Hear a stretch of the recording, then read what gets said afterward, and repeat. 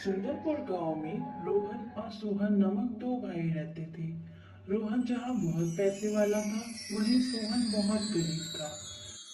पिता की मृत्यु के बाद रोहन ने धोखे से घर की सारी प्रॉपर्टी अपने नाम करा ली थी। सोहन बेचारा भोला भाला, फिर भी उसने कुछ नहीं कहा और अपने भाई के घर के बगल में एक छोटी सी कुटिया बनाकर अपनी पत्नी के साथ रहने लगा। रोहन एक बहुत बड़ी कंपनी में काम करता था। वहीं दूसरी तरफ सोहन बाजार में फल बेचने का काम करता था, जिससे वह बड़ी मुश्किल से अपने घर का गुजारा करता था। कभी कभी तो उसके एक भी फल ना बिकने के कारण उसके पास खाने तक के पैसे नहीं होते थे। फिर एक दिन वह नदी के किनारे जंगल से होते हुए अपने घर लौट रहा था। तभी उसे अचानक से एक आवाज आती है। कोई मुझे पानी पिला दो। मुझे बहुत प्यास लगी है। काफी दिनों से मैंने पानी नहीं पिया है। मेरा गला सूख रहा है। कृपया करके मुझे पानी पिला दो। अरे, ये आवाज कहाँ से आ रही है? किसको प्यास लगी है? कौन है भाई? सामने आओ। जब सोहन सामने देखता है तो ये आवाज एक पेड़ में से आ रही होती है। मैं हूँ बेटा, मुझे बहुत प्यास लगी है। मैं काफी दिनों से प्यासा हूँ और काफी दिनों से यहाँ बारिश भी नहीं हुई है, जिस वजह से मेरी जड़ें पानी के बिना सूखी जा रही हैं। कृपया करके तुम मुझे पानी पिला दो। मुझे बहुत प्यास लगी है। पेड़ की बातें सुनकर सोहन नदी से पानी लेकर आता है और पेड़ को पिला देता है। बेटा, बहुत बहुत शुक्रिया तुम्हारा। तुमने मेरी प्यास बुझाई है। बताओ तुम्हें क्या चाहिए। मैं तुम्हारी इच्छा पूरी करूंगा। आप क्या कर सकते हैं? आप तो एक पेड़ हो। आप कैसे मेरी इच्छा पूरी करोगे? पेड़ सोहन को देखकर उसके हालात समझ जाता है और उसे एक जादुई अंगूठी देता है। बेटा, ये एक जादुई अंगूठी है। इससे तुम्हारे हालात ठीक हो जाएंगे। पर ध्यान रखना, तुम्हें जब भी कोई गरीब दिखे या कोई तुमसे मदद मांगे तो उसकी हमेशा मदद करना। अगर तुम ऐसा नहीं करोगे तो ये जादुई अंगूठी गायब हो जाएगी। ठीक है पेड़ जी, मैं हमेशा सबकी मदद करूंगा जितना मुझसे हो सके। अब मैं घर जाता हूँ। मेरी पत्नी मेरा इंतजार कर रही होगी। अंगूठी के लिए आपका बहुत बहुत धन्यवाद। ऐसा कहकर वह घर चला जाता है। घर आते ही वह सीमा को आवाज देता है। सीमा, सीमा, अरे कहाँ हो तुम? जल्दी आओ। सीमा के आते ही सोहन उसे सारी बातें बता देता है कि कैसे उसे रास्ते में एक जादुई पेड़ मिला और उसने उसे एक जादुई अंगूठी दी। अच्छा, तो ऐसी बात है। फिर तो इस अंगूठी से थोड़े पैसे मांग कर देखो, पता तो चले ये अंगूठी काम करती भी है कि नहीं। सोहन जैसे ही अंगूठी से पैसे के लिए कहता है, उसके सामने तुरंत पैसे आ जाते हैं।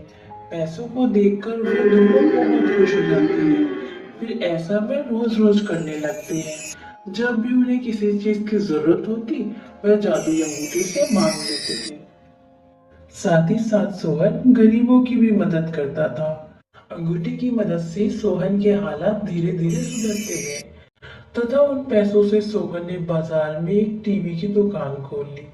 धीरे धीरे उसकी दुकान पर अच्छी आमदनी होने लगी, जिसके चलते उसने अपने एक सुंदर सा घर भी ले लिया था। उसकी तरक्की को देखकर उसका भाई रोहन और उसकी पत्नी उससे जलने लगे थे। अजी, तुमने अपने भाई को देखा है? बाजार में उसने एक बड़ी सी टीवी की दुकान खोली है। और मैंने तो ये तक सुना है कि उसने अभी हाल ही में एक बहुत बड़ा बंगला खरीदा है। जरूर तुम्हारे भाई की कोई लॉटरी लगी है।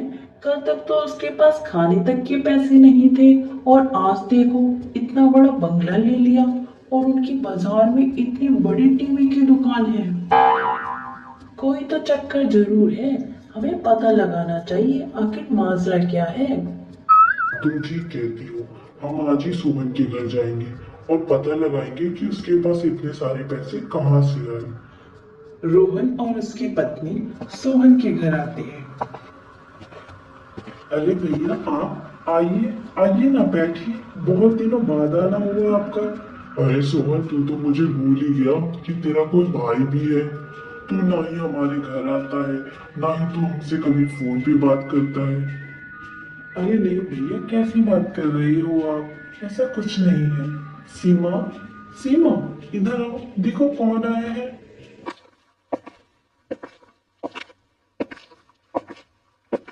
अरे भाई साहब, दीदी जी, आपको देखकर बहुत खुशी हुई। इसी तरह वो चारों आपस में बातें करने लग जाते हैं कि तभी रोहन सोहन से पूछता है। अरे भाई, एक बात तो बता, तूने इतनी जल्दी इतना बड़ा घर खरीद लिया, बाजार में भी तेरी एक बहुत बड़ी टीवी की दुकान है। इतनी जल्दी तूने ये सब कैसे किया? तेरी कोई लॉटरी लगी है क्या? इस पर सोहन रोहन को सारी बातें बता देता है कि कैसे वो एक बार रास्ते में जा रहा था तो उसे एक जादुई पेड़ दिखा और जादुई पेड़ ने उसे एक जादुई अंगूठी दी, जिससे उसने इतना बड़ा बंगला खरीदा और एक टीवी का शोरूम भी खोला। जादुई अंगूठी? क्या सच में ऐसी कोई अंगूठी होती है? अगर होती है तो वाह भाई, तेरे तो भाग ही खुल गए। क्या मैं भी वो जादुई अंगूठी देख सकता हूँ? अरे हाँ भैया, क्यों नहीं। सीमा, जरा मैं जादुई अंगूठी तो लेकर आना।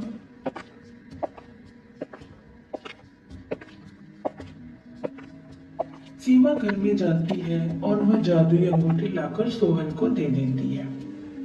ये देखिए भैया, ये है वह अंगूठी जिसने हमारे भाग्य खोल दिए।